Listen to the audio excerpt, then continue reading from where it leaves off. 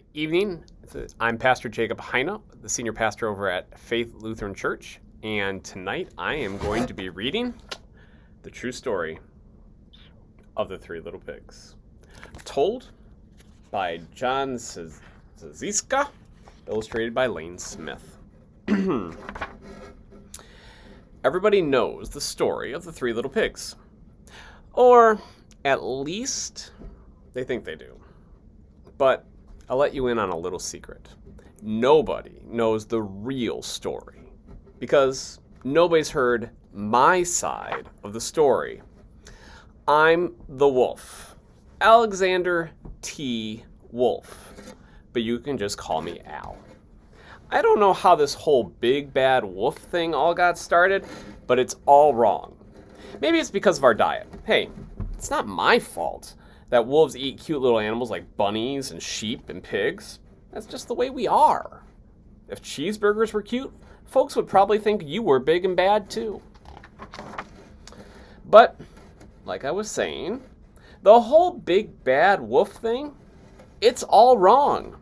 The real story is about a sneeze and a cup of sugar. This is the real story. Way back in Once Upon a Time, I was making a birthday cake for my dear old granny. I had a terrible sneezing cold and I ran out of sugar. So I walked down the street to ask my neighbor for a cup of sugar. Now, this neighbor was a pig, and he wasn't very bright either. He had built his whole house out of straw. Can you believe it? I mean, who in their right mind builds a house out of straw?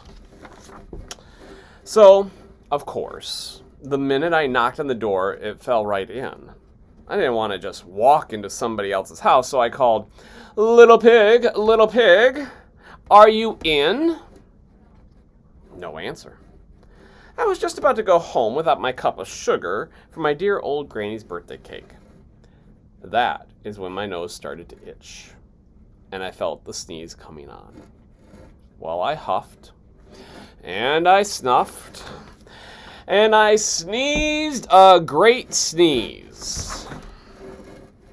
And you know what? The whole darn straw house fell down. And right in the middle of a pile of straw was the first little pig, dead as a doornail. He had been home the whole time. It seemed like such a shame, though, to leave a perfectly good ham dinner just lying there in the straw, so I ate him up. Think of it as a big cheeseburger just lying there. Well, I was feeling a little bit better, but I still didn't have my cup of sugar, so I went to the next house. The neighbor was the first little pig's brother. He was a little bit smarter than his brother, but not by much.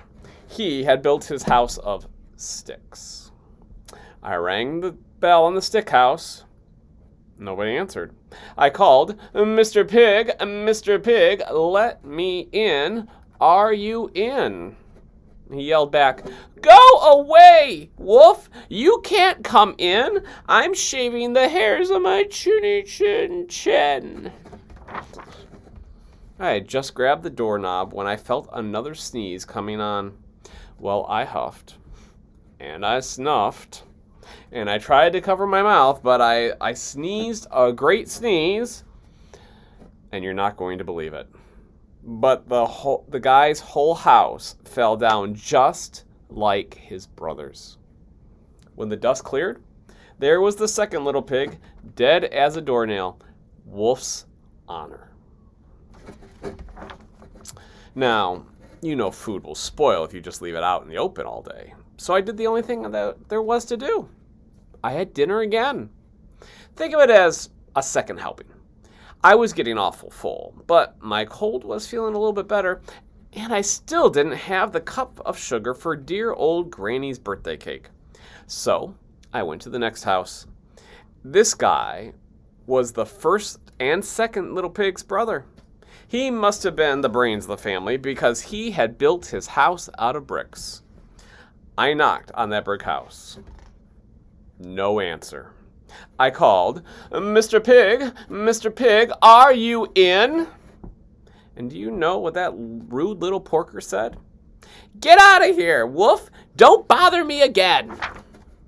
Talk about impolite. And he probably had a whole sack full of sugar. And he wouldn't give me even one little cup for my dear, sweet old granny's birthday cake. What a pig. I was just about to go home and maybe make a nice birthday card instead of a cake when I felt my cold coming on.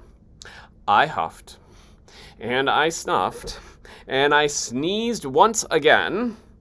Then the third little pig yelled, and your old granny can go sit on a pin.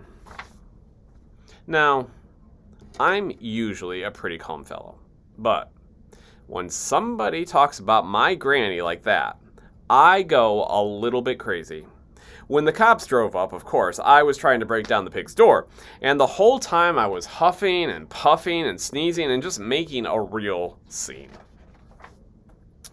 The rest, as they say, is history. The news reporters found out about the two pigs I had for dinner. They figured a sick guy going to borrow a cup of sugar didn't really sound that exciting, so they jazzed up the story with all that huff and puff and blow your house down stuff, and they made me the big bad wolf. That's it. That's the real story. I was framed. But maybe you could loan me a cup of sugar?